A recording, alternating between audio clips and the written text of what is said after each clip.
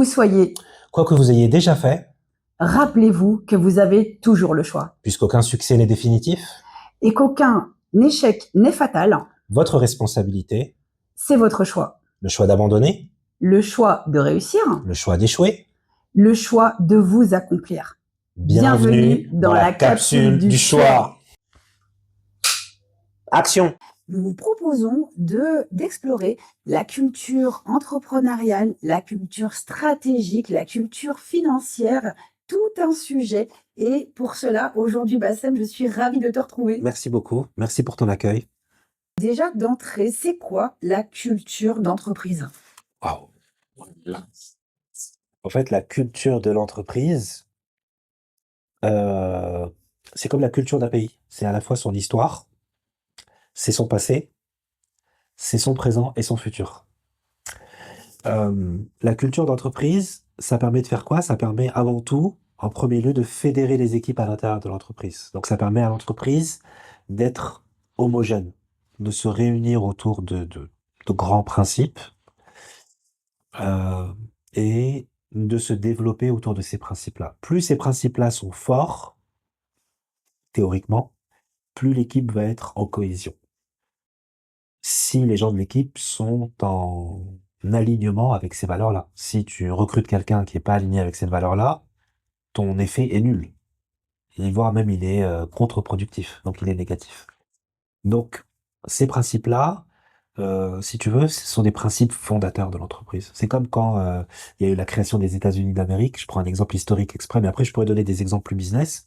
Tu as les pères fondateurs des États-Unis. Donc tu as George Washington, tu as Abraham Lincoln, enfin tu as des gens qui ont posé les bases de ce qu'était cet État-là, à travers la Constitution, tu vois?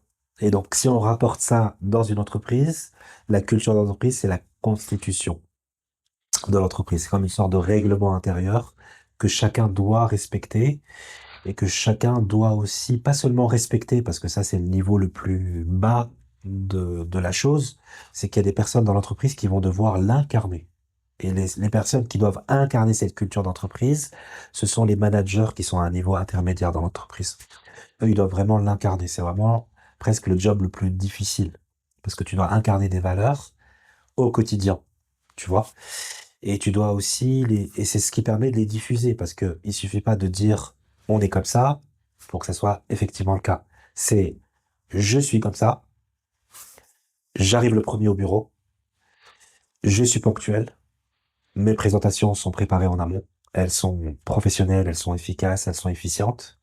Et quand les équipes voient ça, elles sont dans l'obligation de s'aligner avec cette rigueur, avec cette excellence. Mais si tu as un manager qui est pas à l'heure, qui est mal habillé, qui est pas respectueux, qui connaît pas les procédures, et j'en passe, je veux pas trop alourdir la chose, et ben comment vont être les équipes? Bah désordonnées, pas structurées, pas impliquées, pas motivées, avec les résultats qu'on connaît. À l'image de leur manager, et dans ce cas, le manager est un exemple à suivre qui lui-même s'inspire de l'exemple de l'entreprise, cette culture d'entreprise qui fait partie de son ADN. Absolument, absolument. Et donc, c'est pourquoi quand on recrute des managers, c'est un moment important dans l'entreprise parce que si tu les recrutes mal, ça va être une réaction en chaîne, ça va être un effet domino. Et cette culture d'entreprise, pour revenir au sujet principal, elle est le fait de qui? Bah, des fondateurs et des fondatrices de l'entreprise. Et donc, cette culture d'entreprise, elle est très importante parce qu'elle va permettre aussi à l'entreprise de rayonner à l'extérieur de ses murs. Et plus tu vas avoir des valeurs qui vont être fortes, plus l'entreprise va être attractive. Tu vois? Si on prend par exemple le cas d'Amazon. Prenons le cas d'Amazon. Ils ont bâti toute leur culture d'entreprise, sans entrer dans trop de détails techniques, je vais aller droit au but, toute leur culture d'entreprise autour de la satisfaction du client. Ce n'est que ça. Toute l'entreprise a été créée autour de ça parce qu'ils sont engagés dans cette relation-là. C'est la partie la plus importante pour eux. Ils ont même placé les clients au-dessus des fournisseurs. Tu vois?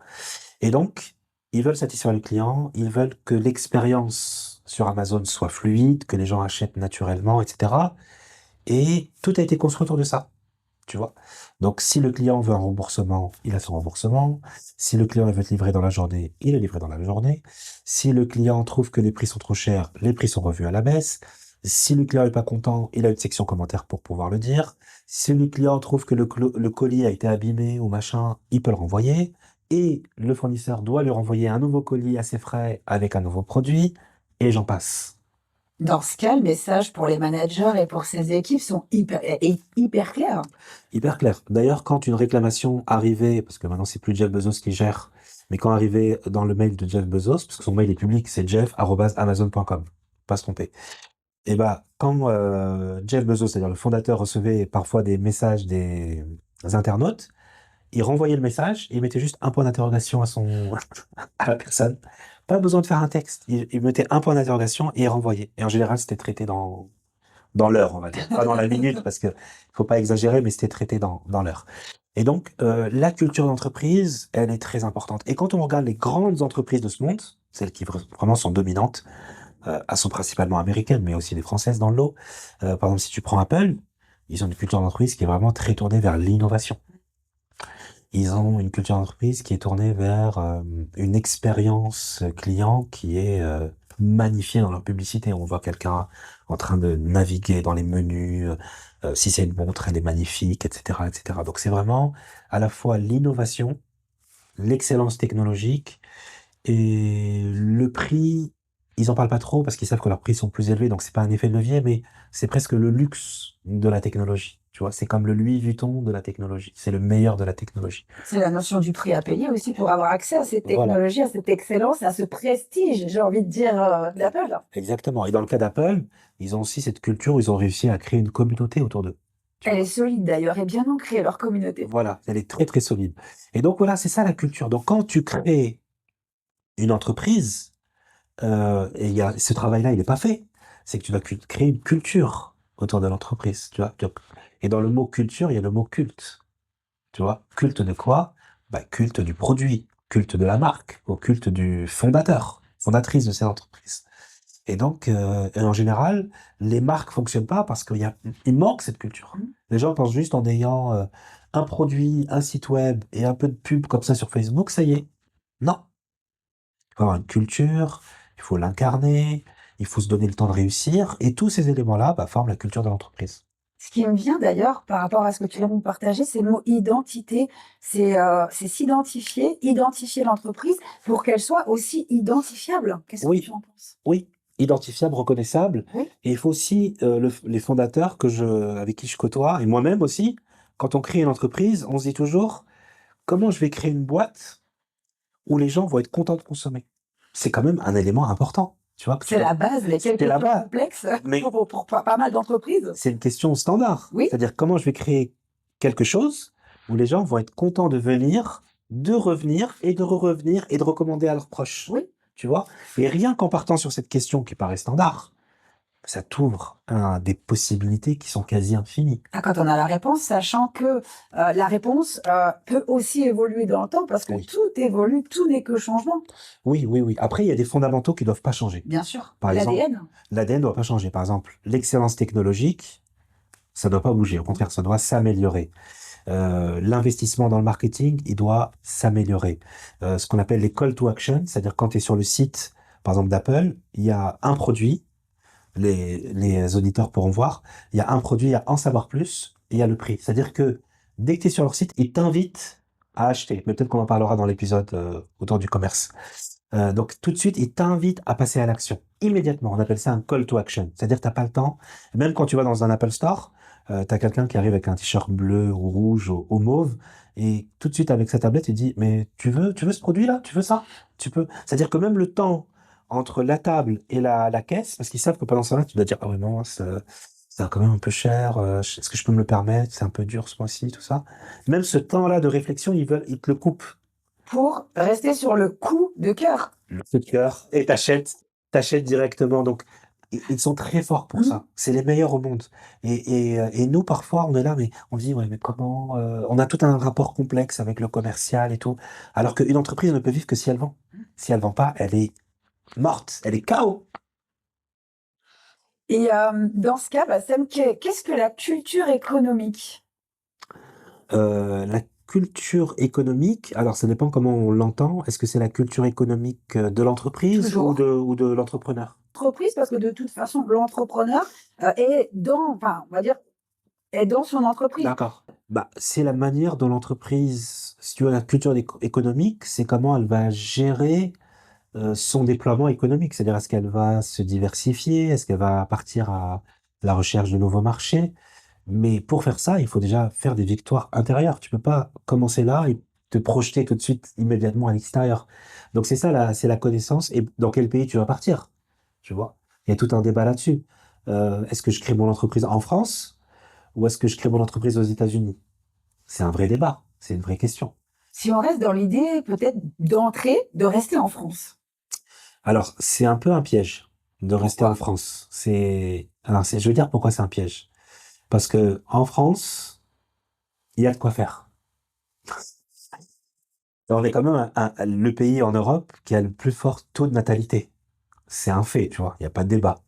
Je crois que pour chaque couple, on est à peu près à 1,8 bébés, c'est comme ça qu'ils calculent. On va dire presque 2 naissances par couple, un peu moins de 2 naissances par couple. Donc en fait, dans l'Europe continentale, la France, c'est le pays qui a le plus fort taux de natalité sur le continent européen. Attends, c'est pas rien. Non. Chaque année, même si ça a baissé depuis le Covid, il y a environ 400 000, 500 000 naissances. C'est pas rien.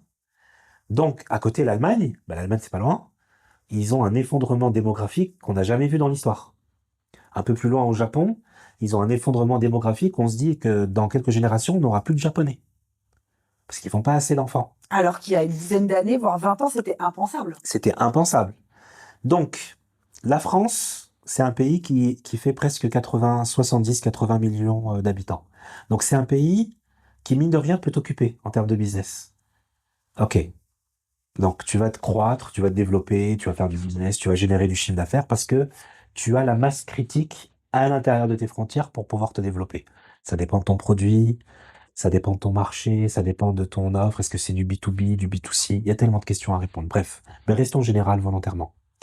Mais au bout d'un moment, si tu as développé ton produit en France et que tu deviens entre guillemets une star en France, si tu prends la même entreprise aux États-Unis, vous n'aurez pas la même taille.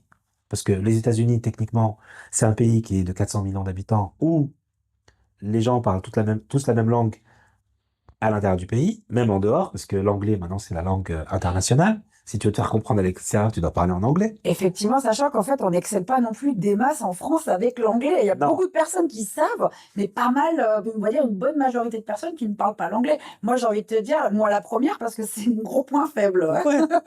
Mais donc en France, tu peux être occupé Hmm.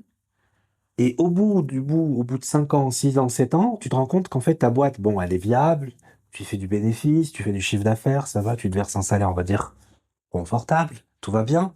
Mais ta marque, ton entreprise, elle est limitée dans l'hexagone. Oui. Et elle pèse pas lourd sur l'échiquier international. C'est pourquoi que les grands groupes français, les grandes multinationales, en général, sont pas en France. Elles sont créées ailleurs.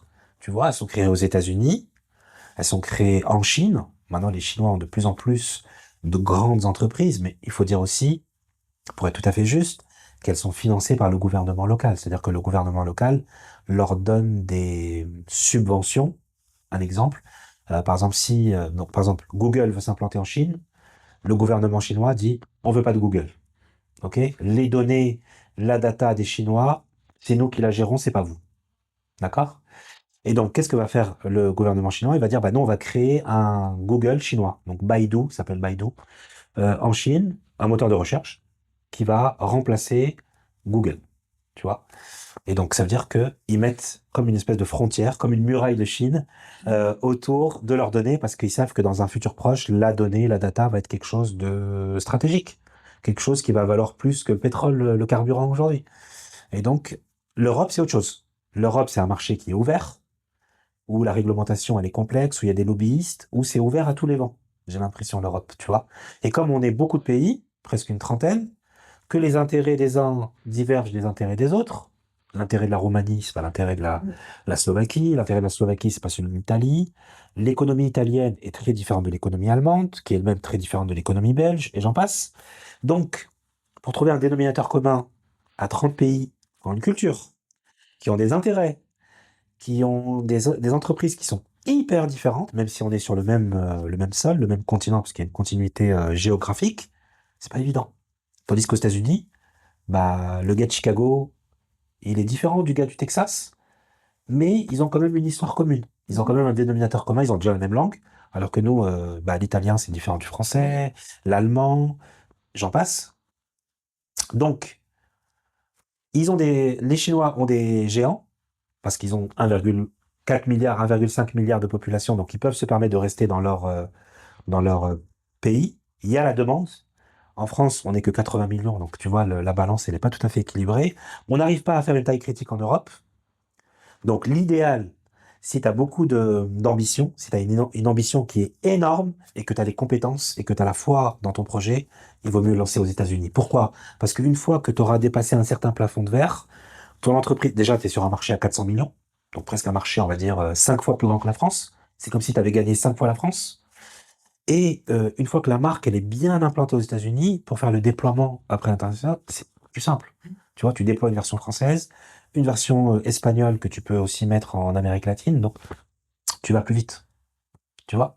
Donc le début, le démarrage, il est très compliqué aux États-Unis parce que la concurrence, elle est atroce, elle est féroce. Mais par contre, si tu arrives à passer ce premier filet de sécurité et que tu arrives à avoir la tête sous l'eau, la tête en dehors de l'eau, pardon, mais là, mais c'est incroyable. Mm. Il y a des Français qui arrivent à le faire. Mais j'imagine que ces Français qui y arrivent, ces entrepreneurs qui y arrivent, ils y arrivent à plusieurs, ils y arrivent ensemble.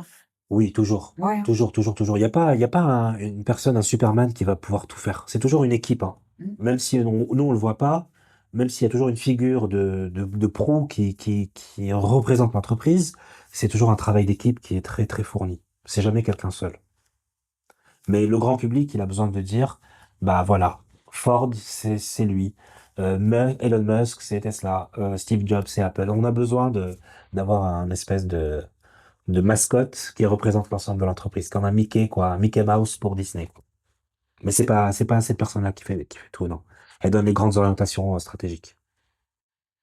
Merci beaucoup pour ce que tu nous as partagé. Et à présent, c'est quoi le lien? Enfin, qu'est-ce que la culture stratégique? C'est ta capacité à prendre les bonnes décisions tout en étant aligné avec ta culture d'entreprise. Tu vois, la culture d'entreprise, c'est aussi le fruit de ton expérience. Par exemple, je prends un exemple. Si tu as besoin d'être très secret, parce que tu es dans une innovation de rupture, et ben mine de rien, ce côté secret, ça va avoir des conséquences qui vont être lourdes sur l'organisation de l'entreprise. C'est-à-dire que tu vas pouvoir noyauter ton entreprise de l'intérieur, et contrairement à ce que je disais tout à l'heure, tu vas pas faire appel à des prestataires, mais tu vas plutôt faire appel à des gens qui vont travailler à l'intérieur de l'entreprise parce que ça va permettre de créer de la valeur à l'intérieur de l'entreprise. Donc, la culture stratégique, c'est à la fois, c'est très compliqué, c'est à la fois le fait de prendre des bonnes décisions stratégiques, déjà ça c'est dur en soi, mais en même temps, il faut que ces décisions stratégiques soient aussi alignées avec la culture de l'entreprise. Donc, d'où l'importance d'avoir des principes fondateurs qui soient clairs, forts, puissants, parce que c'est pas des choses que tu vas changer tout le temps. C'est des choses qui vont rester longtemps dans l'entreprise, même tout à vie. Et la vision qui me vient, c'est justement que c'est aussi matière à s'accrocher quand il y a des difficultés, quand il y a des problématiques. C'est toujours revenir à ça, à cet ADN, à cette culture profonde de l'entreprise. Oui, mais même si tu voulais t'en éloigner, les éléments vont t'y ramener de toutes les Mm. manières, tu vois. C'est comme si tu niais qui tu étais, en fait. C'est pas possible, Mm. tu vois. Tu te mets en porte-à-faux par rapport aux autres, tu vois. Et donc, en fait, si tu veux que tu le veuilles ou non, tu es ça. Alors, tu peux changer, tu peux évoluer, tu peux faire bouger ton image de marque, mais ça demande du temps, ça demande de l'argent. Il faut Rebranding, par exemple. rebranding. euh, mais ce passé-là ne sera jamais oublié. Faut pas se leurrer, tu vois. Ça fait partie de l'histoire Ça de fait partie de l'entreprise. l'histoire. Donc, soit tu l'acceptes et tu en joues malicieusement, soit bah, tu restes sur tes acquis et puis tu développes au maximum de ce que tu peux faire, en fait, tout simplement. Mais, on n'oublie jamais qui tu es. Et puis, ce sont des choses. En fait, c'est ta manière dont tu vas te développer tout en respectant qui tu étais avant. D'accord. Et c'est un équilibre Très difficile à réaliser. Peu le réalisent. C'est la manière de croître tout en respectant qui tu étais au premier jour. C'est très difficile. Après ce tour d'horizon entre en partant de la culture d'entreprise, en évoluant vers la culture économique, financière et en en découvrant la culture stratégique, qu'est-ce qu'on peut retenir, de ces 3 cultures? Que pour réussir ton projet, pour avoir un projet vraiment qui est une réussite, un vrai succès, tu as besoin de consacrer du temps, de l'énergie, de la créativité pour écrire cette culture, mais pas seulement l'écrire parce que ce serait trop simple, mais de la distiller, de la diffuser parce que elle a aussi un effet, tu sais, apaisant, réparateur. C'est comme un parfum, tu vois, qui viendrait mettre égayer ton quotidien. Donc elle est là en fait pour rappeler qui nous sommes, où est-ce qu'on va, qu'est-ce qu'on veut faire. Et ben rien que répondre à ces questions de base, ça permet d'aider au quotidien l'entreprise à avoir une boussole. Tout à fait. Par rapport à ce que tu viens de nous partager, la culture entrepreneuriale, ça pourrait être une expérience, mais une expérience à plusieurs niveaux, une expérience, hem, olfactive, sensorielle, visuelle. Oui. De toute façon, je vais dire quelque chose. Quand quelqu'un achète un produit d'une marque, quelle que soit la marque, peu importe, tu vois, peu importe la marque, le restaurant, le vêtement, mais une marque connue. Et ben, consciemment ou inconsciemment, il y a quelque chose de cette culture d'entreprise qui a résonné en lui ou en elle. Elle se dit, voilà, j'ai envie de cette veste, j'ai envie de cette paire de chaussures, j'ai envie de ce parfum, j'ai envie de ce menu, j'ai envie de ce restaurant, j'ai envie de cette montre. Et donc, quelque part, et c'est la manière dont communique l'entrepreneur avec sa communauté, sans forcément les connaître tous, évidemment, mais c'est comme si cette personne, elle allait elle-même, en tant que client, en tant que consommateur, elle va valider cette culture. C'est-à-dire que moi, quand j'achète le produit, je valide ton modèle. Tes valeurs, c'est aussi les miennes. Et plus tu vas avoir des gens qui vont te dire tes valeurs, c'est les miennes, bah, plus ta communauté va grandir. Et plus tu vas avoir des fidèles, plus tu vas avoir des gens qui vont, comment dirais-je, euh, diffuser la bonne parole et faire de ton entreprise quelque chose de beaucoup plus connu et de reconnu. Des ambassadeurs et des ambassadrices. Exactement. Donc ça sert à tout ça, la culture d'entreprise, tu vois. Et malheureusement, ce que je remarque, c'est qu'elle est souvent négligée ou mal faite ou mal ficelée. Donc ça fonctionne pas. La culture d'entreprise est très souvent évoquée pour, des entreprises à partir d'une ETI, à partir, peut-être des grands groupes, mais, au niveau des TPE, PME, quand c'est des plus petites structures, les personnes qui se lancent, soit seules, soit en étant accompagnées, avec une structure, est-ce que selon toi, on communique suffisamment sur l'importance de créer une culture d'entreprise, même quand on entreprend en solo? En solo, c'est pas nécessaire. Pourquoi? Si tu es tout seul, bah parce que la taille de ton entreprise fait que tu incarnes ton entreprise de fait, que tu le veuilles ou non, tu vois. Et puis quand tu es solo en général, tu es limité par ton impact sur ton marché, parce que tu es Mmh. tout seul et bah tout seul, tu fais pas grand-chose en fait, tu vois. Même si tu es très fort, tu es limité par le temps, tu es limité par l'espace, même si tu es milliardaire et que tu es seul, c'est très compliqué. Tu peux faire des coûts financiers, tu peux investir, tu peux essayer de bouger au maximum, mais même ton argent, il a une certaine limite. Tu vois, même si tu as de l'argent, bah, lui-même, cet argent, il a une finitude. Et donc, non, quand tu es seul, t'as pas besoin. Mais en général, les entrepreneurs qui sont seuls, ils sont rattachés à une entreprise qui est beaucoup plus grande. Je pense notamment aux coursiers de Uber. Bah, ils sont sous la coupe d'Uber ou de Deliveroo ou de X, Y ou Z. Donc, bon, ça dépend comment tu entreprends, mais il y a mille et une façons d'entreprendre. Donc, c'est dur de répondre à cette question de manière générique, Mmh. mais ça dépend. En fait, si tu fais une marque que toi, si tu crées ta marque et que tu es seul au début, c'est OK. Mais après, il faut que tu recrutes. Tu vois? Effectivement. Donc, t'es plus seul. Mais dès que tu recrutes une personne, elle-même, elle va avoir besoin de dire où est-ce que je suis? Où est-ce que je mets les pieds? Et donc, tu vas avoir besoin donc, on revient encore à la culture d'entreprise, de la charte, de qui on est. Raconte-moi ton histoire. Pourquoi tu as créé cette boîte? Qu'est-ce que tu veux faire? Qu'est-ce que tu proposes? Donc, on revient toujours aux mêmes questions fondamentales. Est-ce qu'il pourrait pas être intéressant justement, et c'est là où j'avais envie d'en venir, de de pouvoir faire ce choix, en fait, de créer une culture entrepreneuriale, même quand on est en solo, Mhm. pour quelque part déjà faire un tour d'horizon, un état des lieux Mhm. de qui on est dans son organisation, de qu'est-ce qu'on apporte. En fait, Ouais. c'est presque la carte d'identité, sa carte d'identité, mais une nouvelle, en fait, celle Ouais. qu'on a en tant qu'entrepreneur. Bah, t'as pas besoin de faire une culture d'entreprise, c'est tout seul. Tu peux faire un storytelling. Tu peux raconter Oui, dans quelles conditions tu as créé ta boîte, comment tu as trouvé l'idée. Tu peux faire un storytelling, ça suffit parce que les gens, ils ont besoin d'une histoire pour entrer dans ton univers, tu vois. Tu dois raconter une histoire qui doit être vraie, même si tu peux la c'est romancer. mieux. Non, mais des fois, on a des histoires qui sont totalement fausses, mais ça fait C'est plaisir au dommage, public. Mais parce c'est que, trop dommage. et parce que ça fait plaisir au public, mais en même temps, ça résonne pas. Et Non, si ça résonne, ça sonne faux à un moment donné, c'est dommage. c'est trop dommage. Mais bon, les gens préfèrent écouter une histoire Enjolivé. enjolivée que la réalité. Parce que si le gars il dit ouais j'ai créé ma boîte pour gagner mon premier million, ça va pas plaire beaucoup. Tu vois?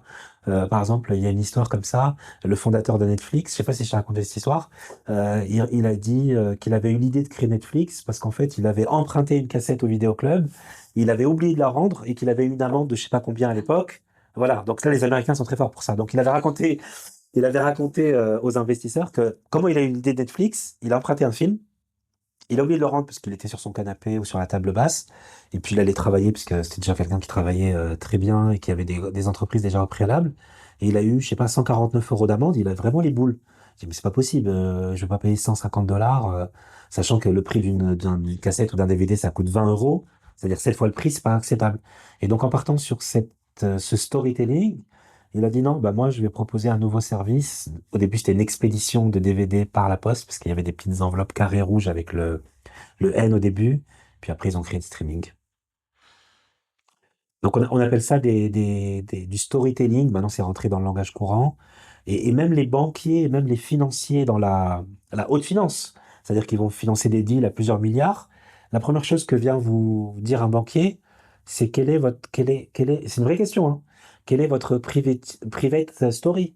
Quelle est votre histoire qui va nous permettre à nous, derrière, de contacter les investisseurs et de lever des fonds. Donc, on a toujours besoin d'une story, tu vois, que ce soit à petite échelle, à moyenne échelle, Pour présenter un pitch, bien sûr. pour présenter un pitch. Donc, le fait d'avoir oublié sa cassette dans son salon et d'avoir une amende, c'est une super point de départ parce que c'est comme si tu disais aux autres, j'ai identifié une faille dans le système et dans le système que moi je vais recréer, il n'y a pas cette faille.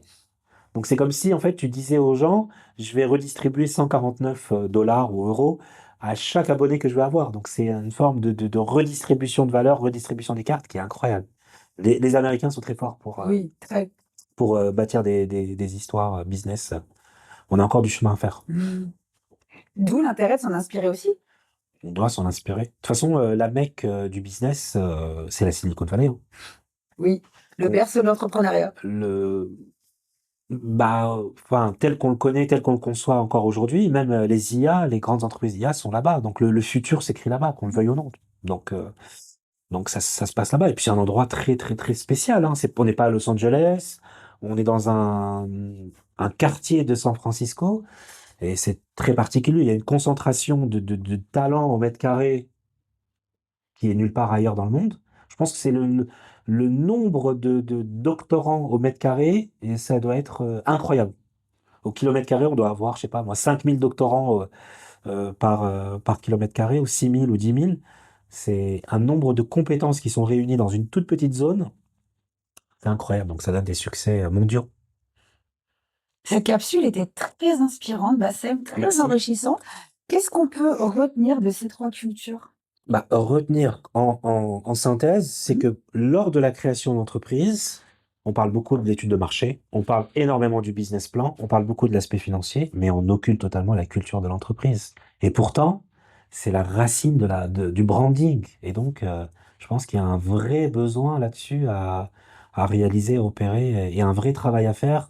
Et le pire, c'est que si tu bâcles cette étape-là, bah ça te retombe, ça te revient un jour ou l'autre, parce que les gens disent, bah, ouais, c'est pas connu, j'ai pas confiance, j'aime pas, et donc c'est un travail qui doit être fait par les entrepreneurs. Sachant qu'après, on devient quelque part intouchable aussi quand on sait qui on est, quand on sait qu'est-ce qui compose l'entreprise, on devient intouchable dans le discours qu'on peut avoir face à la concurrence, face à un prospect. On ne devient pas intouchable parce que personne ne l'est, mais on devient identifiable, ce qui est déjà énorme. Oui, C'est-à-dire que dans le paysage, tu es sur la carte, on te voit. oui, Bah, c'est déjà beaucoup. Parce que entre le moment où c'était juste une idée dans ta tête et le moment où tu deviens identifiable, il y a quand même de la marge. Mais personne n'est intouchable. Aucune entreprise dans le monde n'est intouchable. Même les grands, grands, grands groupes, un jour ou l'autre, ils peuvent s'arrêter. Et d'ailleurs, il y a certains fondateurs qui sont très conscients de ça, qui te disent, je sais que demain, mon entreprise pourrait ne pas exister. Et je trouve que c'est une forme de d'honnêteté de leur part de le reconnaître. Et ça remet le projet à sa juste mesure. C'est pas le projet, ça doit pas être toute ta vie. Ta vie, elle doit être aussi ailleurs. Tu dois aussi investir d'autres champs des possibles, des champs amicaux, des champs personnels, des champs familiaux, des champs artistiques, créativité, etc. Et donc des champs spirituels. Et donc voilà, ça remet aussi les pendules à l'heure. C'est important de pas mettre toute sa vie dans sa boîte et d'en attendre aussi trop. C'est important de réajuster les choses. tout à fait. À entreprendre avec une juste mesure. Oui, et d'être conscient que ça a aussi une limite dans le temps et que demain, il y aura des nouveaux acteurs qui vont venir disrupter le marché. Parce que c'est ça, l'histoire de l'économie, ce n'est que ça. C'est quelqu'un de malin qui vient changer quelque chose et qui sera lui-même remplacé par quelqu'un qui va changer quelque chose. Et ce n'est que ça. Au service de qui? Au service du public, c'est-à-dire de nous ou du marché. Et ce n'est que ça, en fait, l'économie. Quand Elon Musk, il avait créé Tesla en 2007, 2006, 2008, grosso modo, c'était la phase test, c'était 2006, lancement 2008, personne n'y croyait. Et Personne. pourtant, Personne n'y croyait. Et il avait fait une interview que j'avais trouvée passionnante, et il disait quand il était arrivé dans le secteur du marché de l'automobile électrique, qui à l'époque était un marché embryonnaire, quoi, ça n'existait pas. Il disait, je comprends pas pourquoi, je le cite, hein, bien sûr, je comprends pas pourquoi, dès qu'un constructeur fait une voiture électrique, elle doit être forcément moche. Parce que, à l'époque, avant, il y avait des voitures électriques, mais c'était pas élaboré, c'était pas joli, elles étaient pas sportives, elles étaient pas attractives. Et lui, il est parti dans l'opposé de ça. Il s'est dit, on va faire une voiture électrique et qui va être une voiture la plus belle possible. Après, les goûts et les couleurs. oui. Il y a toujours des gens qui vont dire c'est pas beau, d'autres qui vont dire j'adore. Et la plus avec la conduite la plus fun possible. Parce que pour qu'un produit réussisse, il faut qu'il y ait ce côté viral, tu vois, il faut que les gens aient envie d'y être. Et dès qu'il avait créé cette envie, la valorisation de son entreprise, elle a explosé, quoi. Créer la désirabilité. Habilité, ah oui, oui, oui. Et dès que tu crées ça, dès que tu crées quelque chose, en règle générale, où les gens ont envie d'y être, c'est bon, c'est déjà un succès. Même si les gens n'ont pas acheté, ça valorise ton entreprise parce que les gens ont déjà l'intention de le faire. Tout à fait. Merci beaucoup, Bassem. Je t'en prie, un On, plaisir. on se dit à samedi prochain pour la prochaine capsule. Ça marche. À très bientôt. À très N'hésitez bientôt. pas à partager, commenter, liker cette vidéo, à nous partager également en commentaire quels sont vos besoins en termes de thématiques, quelles seraient les capsules que vous souhaiteriez que nous abordions prochainement. À très vite. Ciao. Cet épisode est sponsorisé par Frégate Éditions, maison spécialisée dans les finances personnelles et ouvrages de référence tels que The Millionaire Next Door, qui dévoile les secrets des riches américains, et Votre argent ou votre vie de Vicky Robin, qui a déjà changé la vie de millions de personnes à travers le monde. Ces ouvrages sont disponibles à la FNAC. Retrouvez tous les détails dans le descriptif.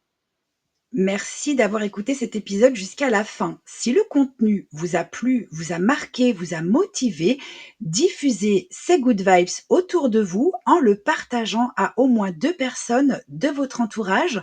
Retrouvez les autres épisodes sur Plumania et les différentes plateformes d'écoute telles qu'Apple Podcast, Amazon Music et Deezer. Où que vous soyez et quoi que vous fassiez, je vous souhaite une très belle journée ou soirée.